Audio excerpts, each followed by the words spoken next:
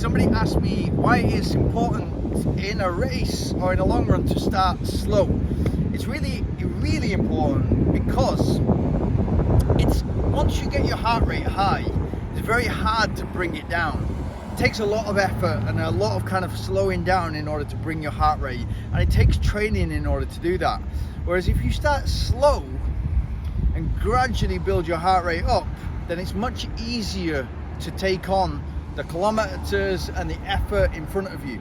So when I was a kid, like you would run cross country, and essentially you would run across quite a long, maybe the start line is 100 meters long or 200 meters long, and eventually you'd run into a funnel, and then you'd start on the cross country course, and that might be a single track trail, or it might be just a much narrower trail.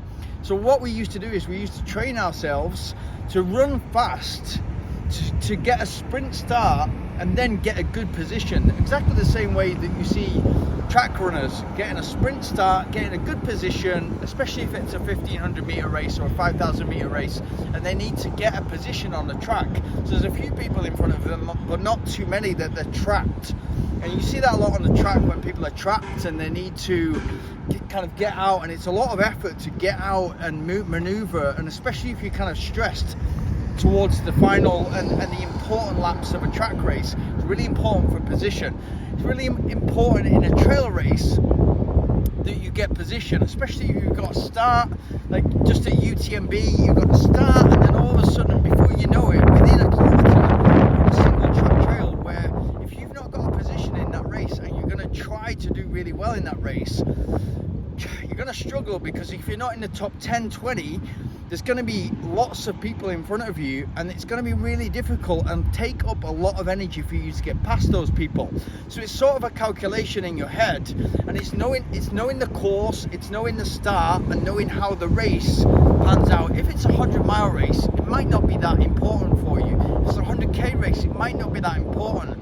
But for me, it always has been important to get a good start, and then to position myself well, so that I can always see the leaders, so that I know kind of how much effort to put in. If, for instance, London Marathon is a perfect one, you'll be on, maybe for me, I've never been on the elite start, but I've been on a championship start, where you kind of gun in for that 220 marathon, and you want to get into a group that's going to be your pace. So that might be 3:30 marathon, or a 4-hour marathon, or a 2:45 marathon. You want to get into a group that's going to be running an even pace throughout. So it might be important for you to train so that you can initially start really strong, and the start is always really, really quick in a marathon, and then people settle down into their rhythm. But you've got to train towards that. So I'd always advise to start slow and gradually move into it, and you should be able to do that in most marathons until you get to big city marathons. And I'd advise you do both. You can train that you start something fast, so warm up properly, and then practice going out for the first 100, 200 meters quite quick, and then steadying into your rhythm. And then it's all about finding your rhythm. It's all about finding where you're comfortable, depending on the length of the race, how comfortable you need to be for that amount of time. But if you're trying to contend for the win, if you're trying to contend for the top 3, the top 10, whatever your objective in that race, you've got to kind of think strategically how you've got to position yourself. And the start might be really important, but it might not matter at all. And if it doesn't matter at all, then I'd always suggest starting slow, because it's much, much easier to go faster into the race, just even 2-3 kilometers into the race, like 5-10 minutes into the race, than it is to slow down, get your breath back, get your heart rate in control, and then go again. It's much easier to do the first option there. So yeah, good luck with that.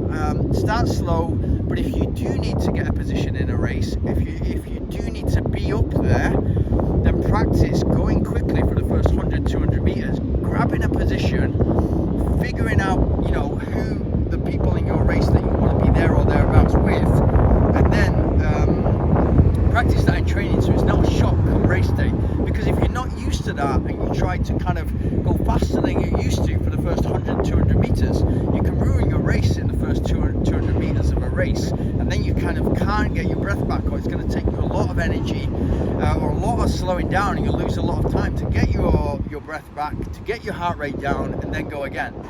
So yeah, practice, or get used to starting slow and then gradually moving the heart rate up to the effort level that you know that you can hold throughout the duration of the race.